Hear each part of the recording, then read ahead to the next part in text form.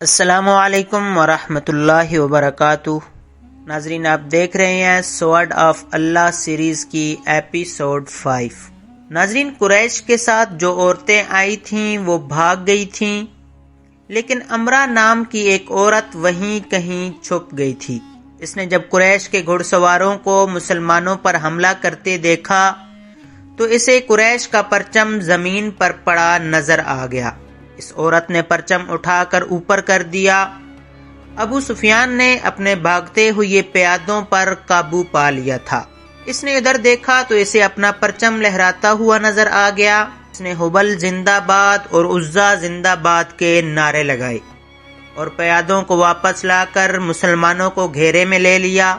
خالد کو وہ وقت یاد آ رہا تھا، وہ رسول کریم صلی اللہ علیہ وسلم کو ڈھونڈ رہا تھا، اور آج 4 برس بعد وہ مدینہ جا رہا تھا۔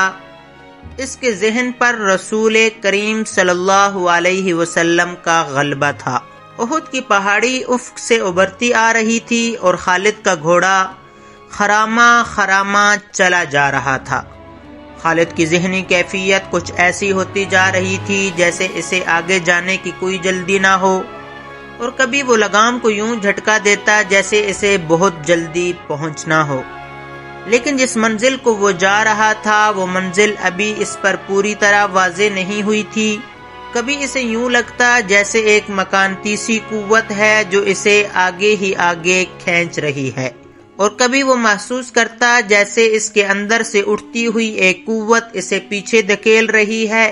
خالد، اسے ایک آواز سنائی دی جو اس کے اندر سے اٹھتی تھی، لیکن اسے حقیقی سمجھ کر اس نے گھوڑے کی باگ کھینچی اور آگے پیچھے دیکھا۔ وہاں ریت کے سوا کچھ بھی نہ تھا، لیکن آواز آ رہی تھی، خالد، کیا یہ سچ ہے جو میں نے سنا ہے؟ خالد نے اس آواز کو پہچان لیا، یہ اس کے ساتھی اکرمہ کی آواز تھی۔ ایک ہی روز پہلے اسے اکرمہ کہہ رہا تھا، اگر تم یہ سوچ رہے ہو کہ محمد صلی اللہ علیہ وسلم خدا کا بھیجا ہوا نبی ہے تو وہ خیال دل سے نکال دو۔ محمد صلی اللہ علیہ وسلم ہمارے بہت سے رشتہ داروں کا قاتل ہے۔ اپنے قبیلوں کو دیکھ جو سورج غروب ہونے سے پہلے پہلے محمد صلی اللہ علیہ وسلم کو قتل کرنے کی قسم کھائے ہوئے ہے۔ خالد نے لگام کو ہلکا سا جھٹکا دیا اور گھوڑا چل پڑا۔ اس کا ذہن پھر 4 برس پیچھے چلا گیا جب وہ احد کے معرکے میں رسول کریم صلی اللہ علیہ وسلم کو ڈھونڈ رہا تھا۔ وہ قریش کی اس قسم کو پورا کرنے کا عزم لیے ہوئے تھا کہ رسول کریم صلی اللہ علیہ وسلم کو سورج غروب ہونے سے پہلے پہلے قتل کرنا ہے۔ اسے یاد آ رہا تھا کہ مسلمانوں کے تیر اندازوں نے جب عینین کی پہاڑی چھوڑ دی تھی تو اس نے اس پہاڑی پر حملہ کر کے عبداللہ بن جبیر رضی اللہ تعالی عنہ اور ان کے 9 تیر اندازوں کو جو رسول کریم صلی اللہ علیہ وسلم کے حکم کی پیروی کرتے ہوئے وہاں رہ گئے تھے، ختم کیا تھا۔ مسلمانوں کے ہاتھوں سے بھاگے ہوئے قریش پھر واپس آ گئے تھے اور انہوں نے اپنے آپ کو منظم کر لیا تھا۔ مسلمان یہ معرکہ ہار چکے تھے اور یہ اپنے رسول صلی اللہ علیہ وسلم کے حکم عدولی کا نتیجہ تھا۔ خالد اور ابو جہل کا بیٹا اکرمہ فن حرب و ضرب کے ماہر تھے۔ ان کے لیے ایک ایک مسلمان کو قتل کرنا اب مشکل نہیں رہا تھا۔ خالد دیکھ رہا تھا کہ مسلمان 2 حصوں میں بٹ گئے تھے۔ بڑا حصہ الگ تھا جو اپنے کمانڈر رسول کریم صلی اللہ علیہ وسلم سے کٹ گیا تھا۔ چند ایک تیر انداز رسول اللہ صلی اللہ علیہ وسلم کے ساتھ تھے۔ یہ وہ صحابہ کرام تھے جو قریش کے حملے کی وجہ سے افراتفری کا شکار نہیں ہوئے تھے۔ ان کی تعداد 30 تھی۔ ان میں ابو دجانہ رضی اللہ تعالی عنہ، سعد بن ابی وقاص رضی اللہ تعالی عنہ، حضرت علی رضی اللہ تعالی عنہ، حضرت عبد الرحمن بن عوف رضی اللہ تعالی عنہ، حضرت ابو بکر صدیق رضی اللہ تعالی عنہ، حضرت ابو عبیدہ رضی اللہ تعالی عنہ، طلحہ بن عبداللہ رضی اللہ تعالی عنہ، مصعب بن عمیر رضی اللہ تعالی عنہ خاص طور پر قابل ذکر ہیں۔ ان 14 خواتین میں سے جو زخمیوں کی دیکھ بھال کے لیے ساتھ آئی تھیں وہ رسول اللہ صلی اللہ علیہ وسلم کے ساتھ تھیں۔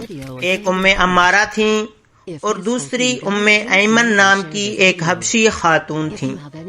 ام ایمن آپ صلی اللہ علیہ وسلم کے بچپن میں آپ صلی اللہ علیہ وسلم کی دایا رہ چکی تھیں۔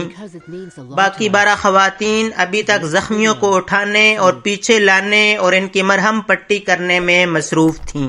خالد رسول کریم صلی اللہ علیہ وسلم کو ڈھونڈ رہا تھا، لیکن وہ میدان جنگ میں زیادہ گھوم پھر نہیں سکتا تھا، کیونکہ اس کی کمان میں گھڑ سواروں کا ایک جیش تھا جسے اس نے پوری طرح اپنی نظم و نسق میں رکھا ہوا تھا۔ وہ اندھا دھند حملے کا قائل نہ تھا۔ اس کا اصول تھا کہ دشمن کی ایسی رگ پر ضرب لگاؤ کہ دوسری ضرب سے پہلے وہ گھٹنے ٹیک دے۔ آج 4 برس بعد جبکہ وہ تنے تنہا صحرا میں جا رہا تھا، اس کے ذہن میں گھوڑے دوڑ رہے تھے، اسے تیر کمانوں کے زناٹے سنائی دے رہے تھے، اس کے ذہن میں مسلمانوں کے نعرے گونج رہے تھے۔ اس کا خیال تھا کہ مسلمان یہ ظاہر کرنے کے لیے نعرے لگا رہے تھے کہ انہیں موت کا کوئی ڈر نہیں۔ طنز اور نفرت سے اب بھی اس کے ہونٹوں پر مسکراہٹ آ گئی۔ اس نے ارادہ کر لیا تھا کہ وہ زیادہ سے زیادہ مسلمانوں کو قتل کرے گا، قیدی کم ہی بنائے گا۔ اسے ابھی پتہ نہیں چل رہا تھا کہ رسول کریم صلی اللہ علیہ وسلم کہاں ہیں۔ اس نے دیکھا کہ ابو سفیان جو بھاگتے ہوئے قریش کو ساتھ لے کر واپس آ گیا تھا، مسلمانوں کی فوج کے بڑے حصے پر حملہ آور ہو چکا تھا اور مسلمان بے جگری سے لڑ رہے تھے۔ مسلمانوں نے اسے اپنی زندگی کا آخری مارکہ سمجھ کر شجاعت و بے خوفی کے ایسے مظاہرے کیے کہ کثیر تعداد قریش پریشان ہو گئی۔ یہ صورتحال دیکھ کر خالد آگ بگولا ہو گیا۔ اس نے اپنے سواروں کو مسلمانوں پر حلہ بولنے کا حکم دیا۔ اس نے تلوار نیام میں ڈال لی اور برچی ہاتھ میں لے لی۔ اس نے مسلمانوں پر عقب سے حملہ کیا۔ اس نے برچی سے مسلمانوں کو چن چن کر مارا۔ اس کی برچی جب کسی مسلمان کے جسم میں داخل ہوتی تو وہ چلا کر کہتا، میں ہوں ابو سلیمان۔ ہر برچی کے وار کے ساتھ اس کی للکار سنائی دیتی تھی۔ آج 4 برس بعد جب وہ مسلمانوں کے مرکز مدینہ کی جانب جا رہا تھا تو اسے اپنی ہی للکار سنائی دے رہی تھی، میں ہوں ابو سلیمان۔ اسے یاد نہیں آ رہا تھا کہ اس کی برچی کتنے مسلمانوں کے جسموں میں اتری تھی۔ وہ رسول اللہ صلی اللہ علیہ وسلم کو بھول گیا تھا۔ تھوڑی دیر بعد اسے پتہ چلا تھا کہ مسلمان اپنے نبی صلی اللہ علیہ وسلم کی کمان سے نکل چکے ہیں اور اکرمہ مسلمانوں کے نبی صلی اللہ علیہ وسلم کی طرف چلا گیا ہے۔ حقیقت بھی یہی تھی کہ رسول اللہ صلی اللہ علیہ وسلم کی کمان ختم ہو چکی تھی اور مارکے کی صورت حال ایسی ہو گئی تھی کہ آپ صلی اللہ علیہ وسلم مسلمانوں کو از سر نو منظم نہیں کر سکتے تھے، لیکن آپ صلی اللہ علیہ وسلم اپنی اور اپنے ساتھیوں کی جان بچانے کے لیے میدان جنگ سے نکلنا بھی نہ چاہتے تھے۔ حالانکہ صورتحال ایسی تھی کہ پسپائی کے علاوہ کوئی چارہ نہ تھا، لیکن آپ صلی اللہ علیہ وسلم کسی بہتر پوزیشن میں جانے کی کوشش کر رہے تھے۔ آپ صلی اللہ علیہ وسلم کو معلوم تھا کہ قریش آپ صلی اللہ علیہ وسلم کو ڈھونڈ رہے ہوں گے اور آپ صلی اللہ علیہ وسلم کے گروہ پر بڑا شدید حملہ ہوگا۔ آپ صلی اللہ علیہ وسلم ایک پہاڑی کی طرف بڑھنے لگے۔ آپ صلی اللہ علیہ وسلم کے ساتھیوں نے آپ صلی اللہ علیہ وسلم کو اپنے حلقے میں لے رکھا تھا۔ آپ صلی اللہ علیہ وسلم تھوڑی ہی دور گئے ہوں گے کہ اکرمہ نے اپنے گھوڑ سواروں سے آپ صلی اللہ علیہ وسلم پر حملہ کر دیا۔ قریش کے ایک پیادہ جیش کو کسی طرح پتہ چل گیا کہ رسول کریم صلی اللہ علیہ وسلم پر اکرمہ نے حملہ کر دیا ہے، تو قریش کا یہ پیادہ جیش بھی آپ صلی اللہ علیہ وسلم کے گروہ پر ٹوٹ پڑا۔ آپ صلی اللہ علیہ وسلم کے اور آپ صلی اللہ علیہ وسلم کے کسی ایک بھی ساتھی کے بچ نکلنے کا سوال ہی ختم ہو گیا تھا۔ آپ صلی اللہ علیہ وسلم کے 30 ساتھیوں نے اور ان 2 خواتین نے جو آپ صلی اللہ علیہ وسلم کے ساتھ تھیں، آپ صلی اللہ علیہ وسلم کے گرد گوشت پوست کی دیوار کھڑی کر دی۔ خالد کو یاد آ رہا تھا کہ رسول اللہ صلی اللہ علیہ وسلم جسمانی طاقت کے لحاظ سے بھی مشہور تھے۔ اس کا سب سے بڑا ثبوت یہ تھا کہ آپ صلی اللہ علیہ وسلم نے عرب کے مانے ہوئے پہلوان رکانہ کو 3 بار اٹھا اٹھا کے پٹخا تھا۔ اب میدان جنگ میں ان کی طاقت کے ایک اور مظاہرے کا وقت آ گیا تھا۔ گوشت پوست کی وہ دیوار جو آپ صلی اللہ علیہ وسلم کے فدائیوں نے آپ صلی اللہ علیہ وسلم کے ارد گرد کھڑی کر دی تھی، اسے آپ صلی اللہ علیہ وسلم نے خود توڑا۔ آپ صلی اللہ علیہ وسلم کے ہاتھ میں کمان تھی، ترکش میں تیر بھی تھے۔ اس وقت خالد مسلمانوں کے بڑے حصے میں الجھا ہوا تھا۔ اسے جب بعد میں بتایا گیا تھا کہ جب رسول اللہ صلی اللہ علیہ وسلم اور ان کے 30 ساتھی اور 2 عورتیں قریش کے گھڑ سواروں اور پیادوں کے مقابلے میں جم گئے تھے تو خالد نے بڑی مشکل سے یقین کیا تھا۔ اس نے ایک بار پھر کہا تھا کہ یہ طاقت جسمانی نہیں ہو سکتی، یہ کوئی اور ہی طاقت ہے۔ اس وقت سے ایک سوال اسے پریشان کر رہا تھا کہ کیا عقیدہ طاقت بن سکتا ہے؟ وہ اپنے قبیلے میں کسی سے اس سوال کا جواب نہیں لے سکتا تھا، کیونکہ فوراً یہ الزام عائد ہو سکتا تھا کہ اس پر بھی محمد صلی اللہ علیہ وسلم کا جادو اثر کر گیا ہے۔ آج وہ یہی سوال اپنے ذہن میں لیے مدینہ کی طرف جا رہا تھا۔ احد کی پہاڑی افق سے اوپر اٹھ آئی تھی۔ 4 برس پرانی یادیں اسے پھر اس پہاڑی کے دامن میں لے گئیں جہاں اسے اپنا ہی نام سنائی دے رہا تھا، ابو سلیمان، ابو سلیمان۔ وہ اپنے تصور میں دیکھنے لگا کہ ان 30 آدمیوں اور 2 عورتوں نے اتنے سارے گھڑ سواروں اور پیادوں کا مقابلہ کس طرح کیا ہوگا۔ رسول کریم صلی اللہ علیہ وسلم اپنے دستے مبارک سے تیر برسا رہے تھے۔ آپ صلی اللہ علیہ وسلم کے ساتھی بڑھ چڑھ کر آپ صلی اللہ علیہ وسلم کو اپنے حلقے میں لے لیتے۔ ایک مورخ مغازی کی تحریر کے مطابق آپ صلی اللہ علیہ وسلم اپنے گرد حلقے کو بار بار توڑتے اور جدھر سے دشمن ان کی طرف بڑھتا اس پر تیر چلاتے۔ آپ صلی اللہ علیہ وسلم کی جسمانی طاقت عام انسان کے مقابلے میں کہیں زیادہ تھی۔ آپ صلی اللہ علیہ وسلم کمان کو اس قدر زور سے کھینچتے تھے کہ آپ صلی اللہ علیہ وسلم کا چھوڑا ہوا تیر جس جسم میں لگتا تھا، تیر کی نوک اس جسم کی دوسری طرف نکل جاتی تھی۔ آپ صلی اللہ علیہ وسلم نے اس قدر تیر چلائے تھے کہ ایک تیر چلانے کے لیے آپ صلی اللہ علیہ وسلم نے کمان کو کھینچا تو کمان ٹوٹ گئی۔ آپ صلی اللہ علیہ وسلم نے اپنے ترکش میں بچے ہوئے تیر سعد بن ابی وقاص رضی اللہ تعالی عنہ کو دے دیے۔ سعد بن ابی وقاص رضی اللہ تعالی عنہ کے نشانے کا کوئی بھی مقابلہ نہیں کر سکتا تھا۔ خود آپ صلی اللہ علیہ وسلم بھی سعد رضی اللہ تعالی عنہ کے نشانے کو تسلیم کرتے تھے۔ ادھر مسلمان ابو سفیان اور خالد کے ہاتھوں کٹ رہے تھے اور خون کا آخری قطرہ بہہ جانے تک مقابلہ کر رہے تھے۔ ادھر آپ صلی اللہ علیہ وسلم کے 30 فدائیین اور 2 خواتین کی بے جگری کا یہ عالم تھا جیسے ان کے جسم نہیں، ان کی روحیں لڑ رہی ہوں۔ مشہور مورخ طبری لکھتا ہے کہ ایک مسلمان نے بیک وقت 4 5 قریش کا مقابلہ کیا۔ ان کا انداز ایسا دہشت ناک تھا کہ قریش پیچھے ہٹ جاتے تھے یا ان پر حملہ کرنے والا اکیلا مسلمان زخموں سے چور ہو کر گر پڑتا تھا۔ قریش نے جب رسول اکرم صلی اللہ علیہ وسلم کے فدائیین کی شجاعت کا یہ عالم دیکھا تو کچھ پیچھے ہٹ کر ان پر تیروں کے ساتھ ساتھ پتھر بھی برسانے لگے۔ اس کے ساتھ ہی قریش کے چند ایک گھڑ سوار سرپٹ گھوڑے دوڑاتے آپ صلی اللہ علیہ وسلم پر حملہ آور ہوئے، لیکن آپ صلی اللہ علیہ وسلم کے ساتھیوں کے تیر ان کے جسموں میں اتر کر انہیں واپس چلے جانے پر مجبور کر دیتے تھے۔ اس صورتحال سے بچنے کے لیے قریش نے چاروں طرف سے تیروں اور پتھروں کا می برسا دیا۔ خالد کو اکرمہ نے بتایا تھا کہ ابو دجانہ محمد صلی اللہ علیہ وسلم کے آگے جا کھڑے ہوئے، ان کی پیٹھ دشمن کی طرف تھی۔ ابو دجانہ بیک وقت 2 کام کر رہے تھے، ایک یہ کہ وہ اپنے تیر سعد بن ابی وقاص کو دیتے جا رہے تھے اور سعد بڑی تیزی سے تیر برسا رہے تھے۔ اس کے ساتھ ہی ابو دجانہ محمد صلی اللہ علیہ وسلم کو تیروں سے بچانے کی کوشش کر رہے تھے۔ تیروں اور پتھروں کی بارش میں کوئی نہ دیکھ سکا کہ ابو دجانہ کس حال میں ہے۔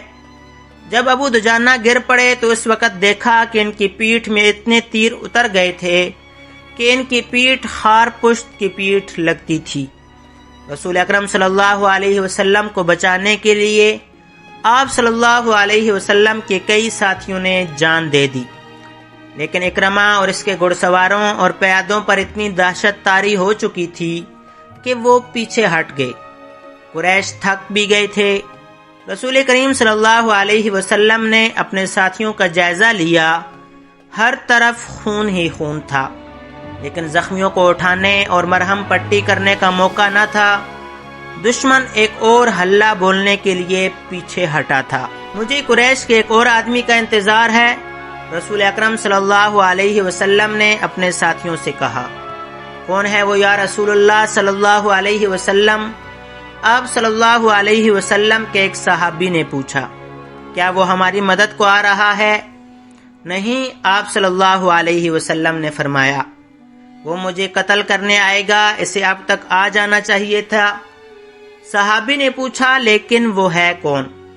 ابی بن خلف۔ آپ صلی اللہ علیہ وسلم نے فرمایا۔ ابی بن خلف رسول اکرم صلی اللہ علیہ وسلم کے کٹر مخالفین میں سے تھا۔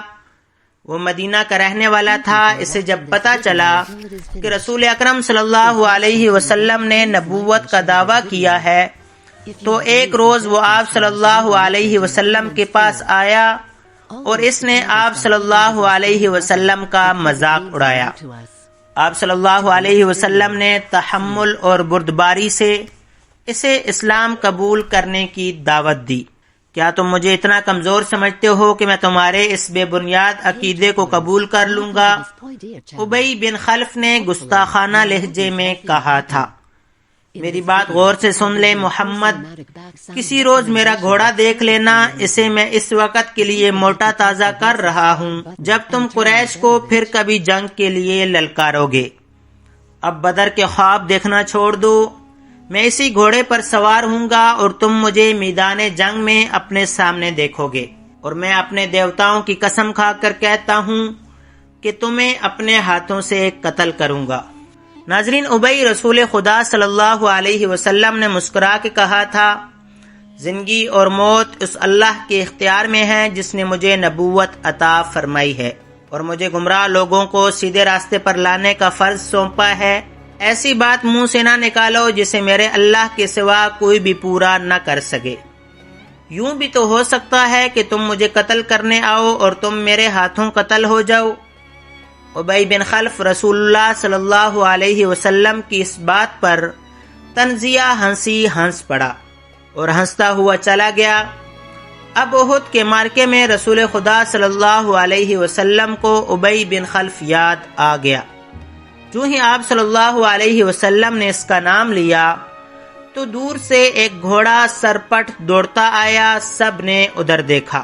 میرے عزیز ساتھیوں، رسول اکرم صلی اللہ علیہ وسلم نے اپنے ساتھیوں سے کہا، مجھے کچھ ایسے لگ رہا ہے جیسے یہ سوار جو ہماری طرف بڑھتا آ رہا ہے ابی ہی ہوگا۔ اگر وہ ابی ہی ہوا تو اسے روکنا نہیں، اسے میرے سامنے اور میرے قریب آنے دینا۔ مورخ واقدی، مغازی اور ابن حشام نے لکھا ہے کہ وہ سوار ابی بن خلف ہی تھا۔ اس نے للکار کر کہا کہ سنبھل جا محمد، ابی آ گیا ہے، یہ دیکھ میں اسی گھوڑے پر سوار ہوں جو تمہیں دکھایا تھا۔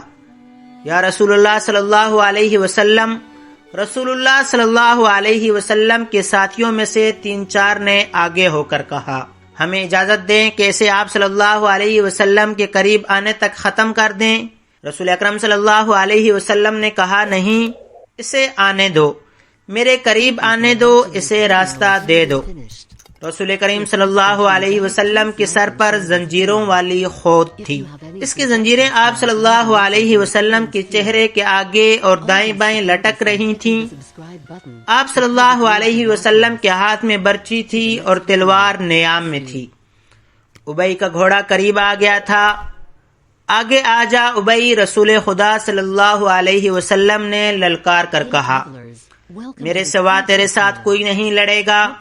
ابی بن خلف نے اپنا گھوڑا قریب لا کے روکا اور تنزیہ کہکا لگایا۔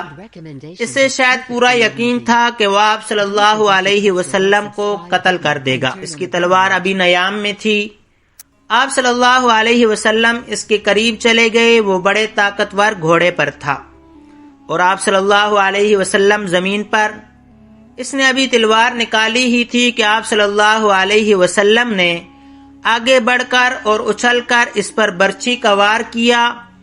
وہ وار بچانے کے لیے ایک طرف کو جھک گیا، لیکن وار خالی نہ گیا۔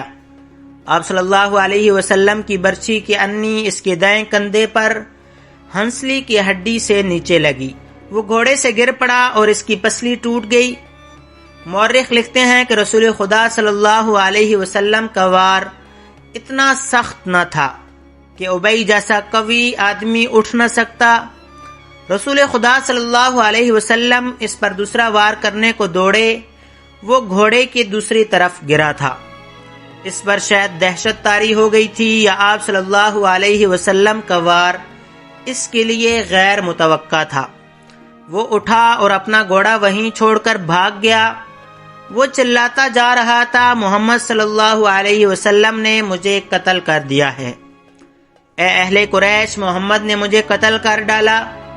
قریش کے کچھ آدمیوں نے اس کے زخم دیکھے تو اسے تسلی دی کہ اسے کسی نے قتل نہیں کیا، زخم بالکل معمولی ہیں، لیکن اس پر نہ جانے کیسی کیفیت طاری ہو گئی تھی کہ اس کی زبان سے یہی الفاظ نکلتے تھے، میں زندہ نہیں رہوں گا۔ محمد نے کہا تھا کہ میں اس کے ہاتھوں قتل ہو جاؤں گا۔ مورخ ابن ہشام نے یہاں تک لکھا کہ ابی نے یہ الفاظ بھی کہے تھے، اگر محمد مجھ پر صرف تھوک دیتا تو بھی میں زندہ نہ رہ سکتا تھا۔ جب احد کا معرکہ ختم ہو گیا تو ابی قریش کے ساتھ مکہ روانہ ہو گیا۔ راستے میں انہوں نے پڑاؤ کیا تو ابی مر گیا۔ خالد کو آج 4 برس بعد وہ وقت کل کی بات کی طرح یاد آ رہا تھا۔ اسے یقین تھا کہ مسلمانوں کو اہل قریش کچل کر رکھ دیں گے، لیکن مسلمان جس طرح جانیں قربان کر رہے تھے اس نے خالد کو پریشان کر دیا۔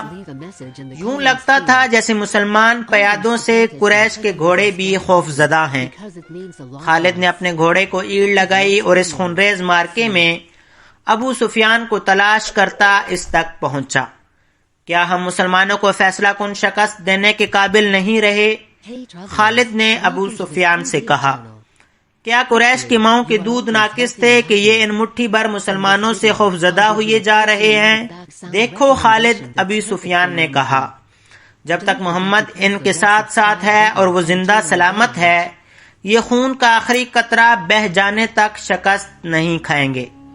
تو یہ فرض مجھے کیوں نہیں سونپ دیتے؟ خالد نے کہا۔ نہیں، ابو سفیان نے کہا، تم اپنے سواروں کے پاس جاؤ، تمہاری قیادت کے بغیر وہ بکھر جائیں گے۔ محمد اور اس کے ساتھیوں پر حملہ کرنے کے لیے میں پیادے بھیج رہا ہوں۔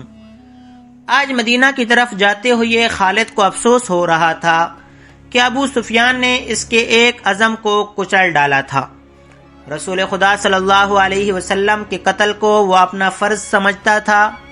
وہ رسول خدا صلی اللہ علیہ وسلم کو قتل کر کے اپنے سب سے بڑے دیوتاؤں حبل اور عزا کی خوشنودی حاصل کرنا چاہتا تھا۔ اس نے اپنے سالار کا حکم ماننا ضروری سمجھا اور اپنے سوار دستے کی طرف چلا گیا۔ اسے اطمینان ضرور تھا کہ رسول اکرم صلی اللہ علیہ وسلم کے ساتھ اب چند ایک ساتھی ہی رہ گئے ہیں اور آپ صلی اللہ علیہ وسلم کو قتل کرنا اب کوئی مشکل نہیں ہوگا اور اس کے بعد مسلمان اٹھنے کے قابل نہیں ہوں گے۔ خالد کو میدان جنگ کی کیفیت بڑی اچھی طرح یاد تھی۔ اس نے ذرا بلندی سے دیکھا تھا کہ احد کے دامن میں دور دور تک زمین خون سے لال ہو گئی تھی۔ کہیں گھوڑے تڑپ رہے تھے اور کہیں خون میں نہائے ہوئے انسان کرا رہے تھے۔ زخمیوں کو اٹھانے کا بھی کسی کو ہوش نہ تھا۔ پھر اس نے دیکھا پیادہ قریش رسول اکرم صلی اللہ علیہ وسلم کے پاس پہنچ گئے تھے اور انہوں نے آپ صلی اللہ علیہ وسلم کے ساتھیوں کا حلقہ بھی توڑ لیا تھا۔ قریش کے 3 آدمی عتبہ بن ابی وقاص، عبداللہ بن شہاب اور ابن قمہ رسول کریم صلی اللہ علیہ وسلم پر پتھر برسانے لگے۔ عجیب صورت یہ تھی کہ عتبہ کا سگا بھائی سعد بن ابی وقاص رسول اکرم صلی اللہ علیہ وسلم کی حفاظت میں لڑ رہا تھا۔ رسول اکرم صلی اللہ علیہ وسلم کے ساتھیوں کی تعداد نہ ہونے کے برابر رہ گئی تھی یا وہ لڑتے لڑتے بکھر گئے تھے۔ عتبہ نے آپ صلی اللہ علیہ وسلم پر جو پتھر برسائے، ان سے آپ صلی اللہ علیہ وسلم کے نیچے والے 2 دانت ٹوٹ گئے اور نچلا ہونٹ زخمی ہو گیا۔ عبداللہ کے پتھر سے آپ صلی اللہ علیہ وسلم کی پیشانی پر خاصا گہرا زخم آیا۔ ابن کما نے آپ صلی اللہ علیہ وسلم کے قریب آ کر اتنی زور سے پتھر مارا کہ آپ صلی اللہ علیہ وسلم کے خود کی زنجیر کی 2 کڑیاں ٹوٹ کر رخسار میں اتر گئیں۔ ان سے رخسار کی ہڈی بھی بری طرح مجروح ہوئی۔ آپ صلی اللہ علیہ وسلم نے برچھی سے دشمنوں پر وار کرنے کی بھرپور کوشش کی، لیکن دشمن قریب نہیں آتے تھے۔ آپ صلی اللہ علیہ وسلم کا خون اتنا نکل گیا تھا کہ آپ صلی اللہ علیہ وسلم گر پڑے۔ اس وقت آپ صلی اللہ علیہ وسلم کے ایک صحابی طلحہ رضی اللہ تعالی عنہ نے، جو قریش کے دوسرے آدمیوں کے ساتھ لڑ رہے تھے، دیکھ لیا اور دوڑتے ہوئے آپ صلی اللہ علیہ وسلم تک پہنچے۔ ان کی للکار پر ان کے دوسرے ساتھی بھی آ گئے۔ آپ صلی اللہ علیہ وسلم کو پتھروں سے گرانے والے قریش آپ صلی اللہ علیہ وسلم پر تلواروں سے حملہ کرنے ہی والے تھے کہ سعد بن ابی وقاص نے اپنے سگے بھائی عتبہ پر حملہ کر دیا۔ عتبہ اپنے بھائی کا غیظ و غضب دیکھ کر بھاگ نکلا۔ طلحہ رضی اللہ تعالیٰ عنہ نے رسول خدا صلی اللہ علیہ وسلم کو سہارا دے کر اٹھایا۔ آپ صلی اللہ علیہ وسلم پوری طرح سے ہوش میں تھے۔ اس دوران آپ صلی اللہ علیہ وسلم کے ساتھیوں نے ان آدمیوں کو بھگا دیا تھا جنہوں نے رسول کریم صلی اللہ علیہ وسلم پر حملہ کیا تھا۔ مورخ لکھتے ہیں کہ سعد بن ابی وقاص رضی اللہ تعالی عنہ پر قابو پانا مشکل ہو رہا تھا۔ سعد کہتے تھے، میں اپنے بھائی کو قتل کر کے اس کے جسم کے ٹکڑے کر دینا چاہتا ہوں جس نے میری موجودگی میں میرے نبی پر حملہ کیا ہے۔ وہ اکیلے ہی قریش کی طرف دوڑنے کی کوشش کرتے تھے۔ انہیں بڑی مشکل سے روکا گیا۔ اگر رسول خدا صلی اللہ علیہ وسلم انہیں رکنے کا حکم نہ دیتے تو وہ کبھی نہ رکتے۔ قریش غالباً بہت ہی تھک گئے تھے، وہ مارکے سے منہ موڑ گئے۔ تب رسول اکرم صلی اللہ علیہ وسلم کے ساتھیوں نے آپ صلی اللہ علیہ وسلم کے زخموں کی طرف توجہ دی۔ جو خواتین آپ صلی اللہ علیہ وسلم کے ساتھ تھیں، انہوں نے آپ صلی اللہ علیہ وسلم کو پانی پلایا، کپڑوں سے زخم صاف کیے۔ اس وقت یہ دیکھا گیا کہ خود کی زنجیروں کی ٹوٹی ہوئی کڑیاں آپ صلی اللہ علیہ وسلم کے رخسار کی ہڈی میں اتری ہوئی تھیں۔ ایک صحابی ابو عبیدہ رضی اللہ تعالی عنہ، جو عرب کے ایک مشہور جراح کے فرزند تھے، آگے بڑھے اور آپ صلی اللہ علیہ وسلم کے رخساروں سے کڑیاں نکالنے لگے، لیکن ہاتھوں سے کڑیاں نہ نکلیں۔ آخر ابو عبیدہ نے دانتوں کی مدد سے ایک کڑی نکال لی۔ جب دوسری کڑی نکالی تو کڑی تو نکل آئی، لیکن ابو عبیدہ کے سامنے کے 2 دانت ٹوٹ گئے۔ اس کے بعد لوگوں نے ابو عبیدہ کو الاسرم کہنا شروع کر دیا۔ اس کا مطلب ہے وہ آدمی جس کے سامنے والے 2 دانت نہ ہوں، پھر وہ اسی نام سے مشہور ہو گئے۔ یہ بھی رسول کریم صلی اللہ علیہ وسلم کا معجزہ ہے کہ اس کے بعد ابو عبیدہ ایسے خوبصورت دکھتے تھے کہ ان کے چہرے سے نگاہ نہیں ہٹتی تھی۔ ام ایمن، جو رسول اکرم صلی اللہ علیہ وسلم کے بچپن میں آپ صلی اللہ علیہ وسلم کی دایا رہ چکی تھیں، آپ صلی اللہ علیہ وسلم پر جھکی ہوئی تھیں۔ اس وقت تک آپ صلی اللہ علیہ وسلم کی طبیعت سنبھل چکی تھی۔ اچانک ایک تیر ام ایمن کی پیٹھ میں اتر گیا اور اس کے ساتھ ہی دور سے ایک کہا سنائی دیا۔ سب نے ادھر دیکھا تو قریش کا ایک آدمی حبان بن الارقہ دور کھڑا ہنس رہا تھا۔ اس کے ہاتھ میں کمان تھی، یہ تیر اسی نے چلایا تھا۔ وہ ہنستا ہوا پیچھے کو مڑا۔ رسول خدا صلی اللہ علیہ وسلم نے ایک تیر سعد بن ابی وقاص کو دے کر کہا، یہ شخص یہاں سے تیر لے کر ہی واپس جائے۔ سعد نے، جو تمام قبائل میں تیر اندازی میں خصوصی شہرت رکھتے تھے، کمان میں تیر ڈال کر حبان پر چلایا۔ تیر حبان کی گردن میں اتر گیا۔ ساتھ کے تمام ساتھیوں نے بڑی زور سے کہا لگایا اور حبان نے ڈگمگاتے ہوئے چند قدم اٹھائے اور وہ گر پڑا۔ آج خالد جب مدینہ کی طرف بڑھتا جا رہا تھا اور احد کی پہاڑی افق سے اوپر ہی اوپر اٹھتی آ رہی تھی، اسے اپنے کچھ ساتھی یاد آنے لگے۔ عقیدوں کے اختلاف نے بھائی کو بھائی کا دشمن بنا دیا تھا، لیکن خالد کو یہ خیال بھی آیا کہ بعض لوگ اپنے عقیدے کو اس لیے سچا سمجھتے ہیں کہ وہ اس کے پیروکار ہوتے ہیں۔ حق اور باطل کے فرق کو سمجھنے کے لیے بڑی مضبوط شخصیت کی ضرورت ہوتی ہے۔ ایک سوال اسے پھر پریشان کرنے لگا، میں مدینہ کیوں جا رہا ہوں؟ اپنا عقیدہ مدینہ والوں پر ٹھونسنے کے لیے یا ان کا عقیدہ اپنے اوپر مسلط کرنے کے لیے؟ اسے ابو سفیان کی آواز سنائی دی جو ایک ہی روز پرانی تھی۔ کیا یہ سچ ہے کہ تم مدینہ جا رہے ہو؟ کیا تمہاری رگوں میں ولید کا خون سفید ہو گیا ہے؟ صحرا میں جاتے ہوئے ان آوازوں نے کچھ دور تک اس کا تعاقب کیا، پھر وہ اپنے ان دوستوں کی یاد میں کھو گیا جن کے خلاف وہ لڑا اور جن کا خون اس کے سامنے بہہ گیا۔ ان میں ایک مصعب بن عمیر رضی اللہ تعالی عنہ بھی تھے۔ قریش جو مارکے سے منہ موڑ گئے تھے کچھ دور ہی پہنچے تھے کہ خالد نے اپنے گھوڑے کو ایڑ لگائی اور ابو سفیان کو جا پکڑا۔ اس نے ابو سفیان سے پوچھا کہ تم لوگ جنگ کو ادھورا چھوڑ کر کہاں جا رہے ہو؟ مسلمانوں کا دم خم ختم ہو چکا ہے۔ ابو سفیان بھی یہی چاہتا تھا کہ یہ مارکا فیصلہ کن نتیجے پر پہنچے۔ قریش کے چند سوار وہیں سے پلٹ آئے۔ خالد دیکھ چکا تھا کہ رسول کریم صلی اللہ علیہ وسلم کہاں ہیں۔ یہاں پھر ابو سفیان نے خالد کو کسی اور طرف بھیج دیا اور کچھ آدمیوں کو نبی کریم صلی اللہ علیہ وسلم پر حملے کا حکم دیا۔ اب رسول کریم صلی اللہ علیہ وسلم کے ساتھ کچھ اور مسلمان آ ملے تھے۔ اب پھر ابن کمہ لڑتے ہوئے مسلمانوں کا حلقہ توڑ کر رسول کریم صلی اللہ علیہ وسلم تک پہنچنے کی کوشش کرنے لگا۔ اس وقت رسول اکرم صلی اللہ علیہ وسلم کے پاس مصعب بن عمیر رضی اللہ تعالیٰ عنہ کھڑے تھے اور ام عمارہ اپنے قریب پڑے ہوئے 2-3 زخمیوں کو پانی پلا رہی تھیں۔ انہوں نے جب قریش کو ایک بار پھر حملے کے لیے آتے دیکھا تو زخمیوں سے ہٹ کر انہوں نے ایک زخمی کی تلوار اٹھا لی اور قریش کے مقابلے کے لیے ڈٹ گئیں۔ قریش کا سب سے پہلا سوار جو ان کے قریب آیا اس تک وہ نہیں پہنچ سکتی تھیں، اس لیے انہوں نے تلوار سے اس کے گھوڑے پر ایسا وار کیا کہ گھوڑا گر پڑا۔ سوار گھوڑے کی دوسری طرف گرا۔ ام عمارہ نے گھوڑے کے اوپر سے کود کر قریش کے اس آدمی پر وار کیا اور اسے زخمی کر دیا۔ وہ اٹھا اور بھاگ کھڑا ہوا۔ مصعب بن عمیر کا قد بت اور شکل و صورت بھی رسول کریم صلی اللہ علیہ وسلم کے ساتھ نمایاں مشابہت رکھتی تھی۔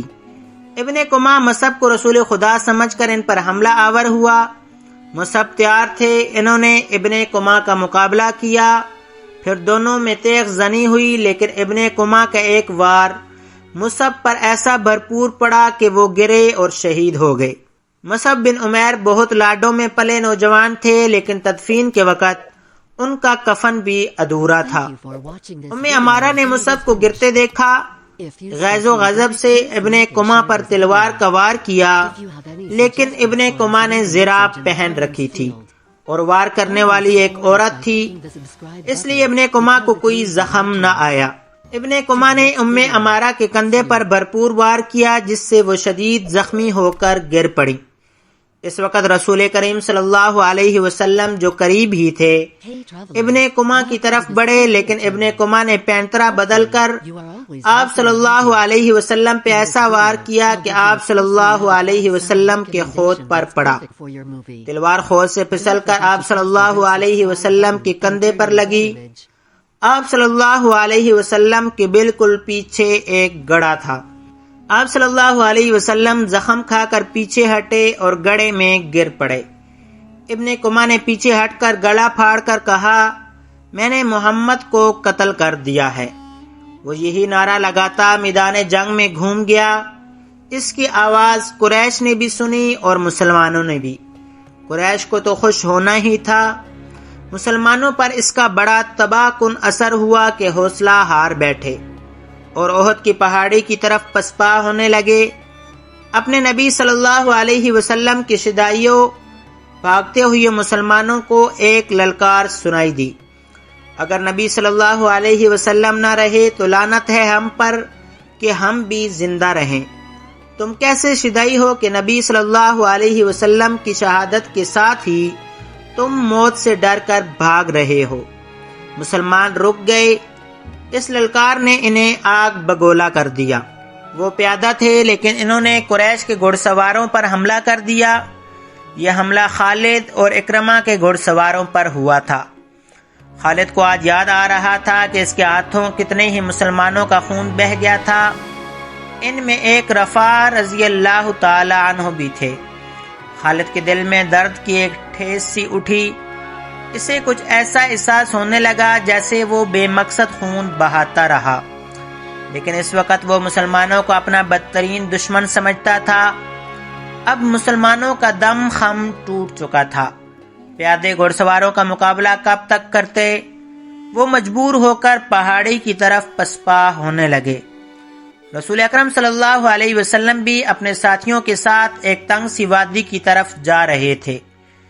جس طرح مسلمانوں نے فتح کی خوشی میں اپنا مورچہ چھوڑ دیا تھا اور جنگ کا پانسا اپنے خلاف پلٹ لیا تھا، اسی طرح اب قریش کے آدمی مسلمانوں کی لاشوں پر اور تڑپتے ہوئے زخمیوں پر مال غنیمت اکٹھا کرنے کے لیے ٹوٹ پڑے۔ ان میں سے کچھ رسول اکرم صلی اللہ علیہ وسلم کے تعاقب میں چلے گئے، لیکن آپ صلی اللہ علیہ وسلم کے ساتھیوں نے ان پر ایسی بے جگری سے حملہ بولا کہ ان میں سے زیادہ تر قریش کو جان سے مار ڈالا، اور جو بچ گئے وہ بھاگ نکلے۔ رسول اکرم صلی اللہ علیہ وسلم ایک بلند جگہ پہنچ گئے۔ آپ صلی اللہ علیہ وسلم نے وہاں سے صورتحال کا جائزہ لیا۔ آپ صلی اللہ علیہ وسلم کے 30 صحابہ میں سے 16 شہید ہو چکے تھے، جو 14 زندہ تھے، ان میں زیادہ تر زخمی۔ آپ صلی اللہ علیہ وسلم نے بلندی سے میدان جنگ کا جائزہ لیا۔ آپ صلی اللہ علیہ وسلم کو کوئی مسلمان نظر نہیں آ رہا تھا۔ مسلمان یہ سمجھ کر کے کہ رسول اکرم صلی اللہ علیہ وسلم شہید ہو چکے ہیں، سخت مایوسی کے عالم میں ادھر ادھر بکھر گئے۔ کچھ واپس مدینہ چلے گئے، کچھ قریش کے انتقام سے بچنے کے لیے پہاڑی کے اندر موجود تھے۔ یہاں رسول خدا صلی اللہ علیہ وسلم کو اپنے زخموں کی طرف توجہ دینے کی فرصت ملی۔ آپ صلی اللہ علیہ وسلم کی بیٹی حضرت فاطمہ، جو آپ صلی اللہ علیہ وسلم کو ہر طرف سے تلاش کر کے تھک چکی تھیں، آپ صلی اللہ علیہ وسلم کے پاس آ پہنچی تھیں۔ قریب ہی ایک چشمہ تھا۔ حضرت علی وہاں سے کسی چیز میں پانی لائے اور آپ صلی اللہ علیہ وسلم کو پلایا۔ حضرت فاطمہ رضی اللہ تعالی عنہا آپ صلی اللہ علیہ وسلم کے زخم دھونے لگیں۔ وہ سسک سسک کر رو رہی تھیں۔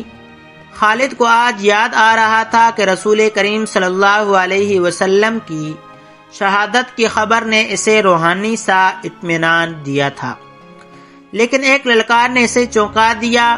وادی میں للکار کی گونج بڑی دور تک سنائی دے رہی تھی۔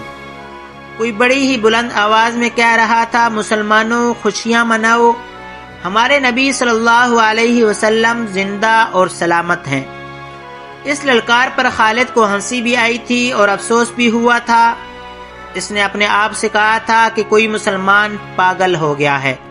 ہوا یوں تھا کہ جس طرح مسلمان اکا دکا ادھر ادھر بکھر گئے یا چھپ گئے تھے، اسی طرح کا بن مالک رضی اللہ تعالی عنہ نام کا ایک مسلمان ادھر ادھر گھومتا پہاڑی کے اس مقام کی طرف چلا گیا جہاں رسول اکرم صلی اللہ علیہ وسلم سستا رہے تھے۔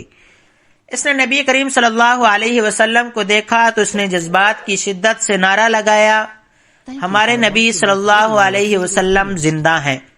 تمام مسلمان جو اکیلے اکیلے یا دو دو چار چار کی ٹولیوں میں ادھر ادھر بکھر گئے تھے، اس آواز پر دوڑ کر آئے۔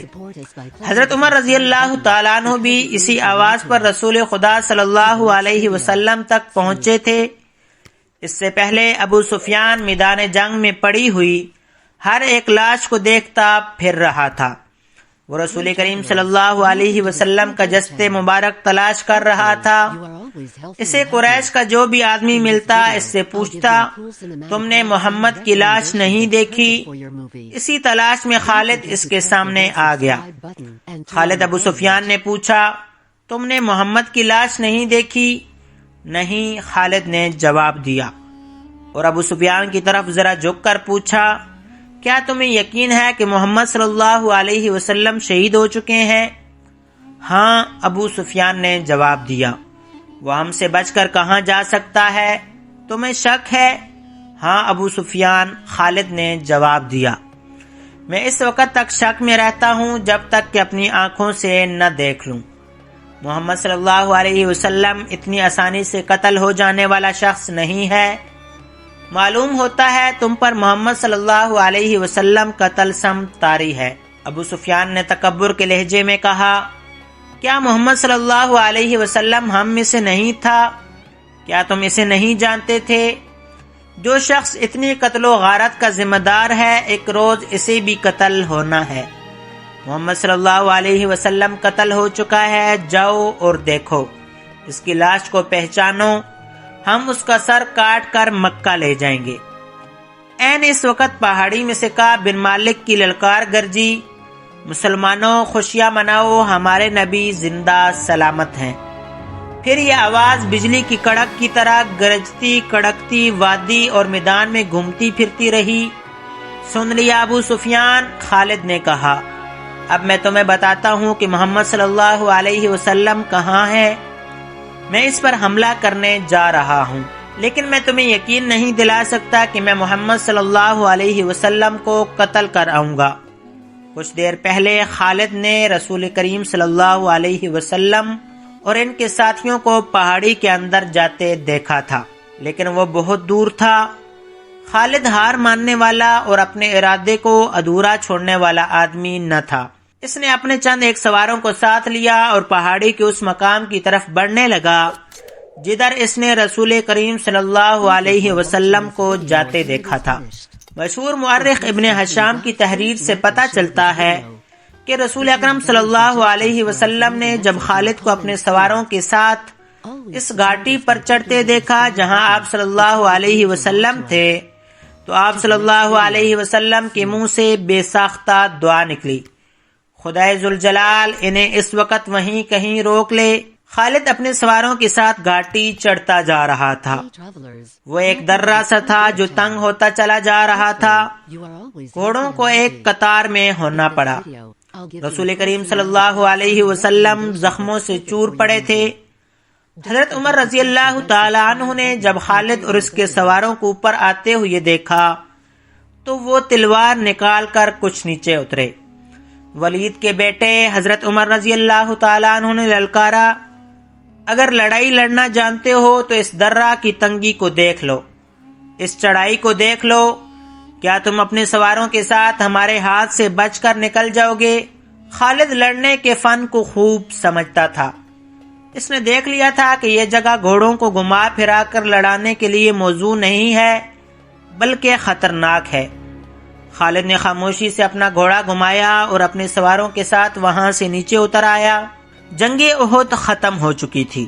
قریش اس لحاظ سے برتری کا دعویٰ کر سکتے تھے کہ انہوں نے مسلمانوں کو زیادہ نقصان پہنچایا، لیکن یہ جنگ ہار جیت کے بغیر ختم ہو گئی تھی۔ لیکن یہ ہماری شکست تھی۔ خالد کو جیسے اپنی آواز سنائی دی۔ مسلمانوں کی نفری 700 تھی اور ہم 3000 تھے۔ ہمارے پاس 200 گھوڑے تھے۔ ہماری فتح تب ہوتی جب ہم محمد صلی اللہ علیہ وسلم کو قتل کر دیتے۔ خالد نے اپنے آپ میں جھنجھناہٹ محسوس کی۔ اس پر ایسی کیفیت طاری ہو گئی کہ اس کے دانت بجنے لگے۔ اسے جنگ کا آخری منظر یاد آنے لگا۔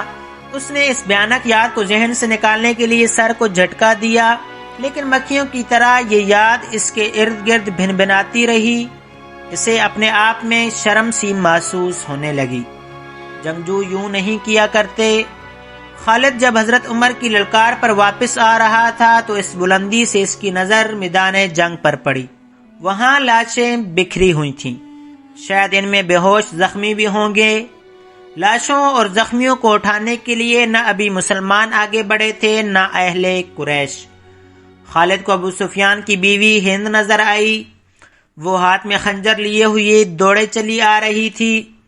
اس کے اشارے پر قریش کی وہ عورتیں جو قریش کے لشکر کے ساتھ آئی تھیں اس کے پیچھے پیچھے دوڑی آئیں۔ ہند ہر ایک لاش کو دیکھتی تھی۔ وہ اونچے قد کی اور فربہی میل جسم کی پہلوان قسم کی عورت تھی۔ وہ ہر ایک لاش کو دیکھتی تھی۔ کوئی لاش اوندے منہ پڑی ہوئی نظر آتی تو وہ پاؤں کی ٹھوکر سے اس لاش کو سیدھا کر کے دیکھتی تھی۔ اس نے اپنے ساتھ کی عورتوں سے کہا کہ وہ حمزہ کی لاش تلاش کریں۔ اسے حمزہ کی لاش مل گئی۔ ناظرین، سورڈ آف اللہ سیریز کا سلسلہ جاری ہے۔ امید ہے آج کی ایپیسوڈ آپ کو پسند آئی ہوگی۔ اگر ویڈیو پسند آئی ہو تو لائک شیئر کریں اور کمنٹ باکس میں اپنی رائے ضرور دیں۔ ملتے ہیں اگلی ایپیسوڈ میں۔ اللہ حافظ۔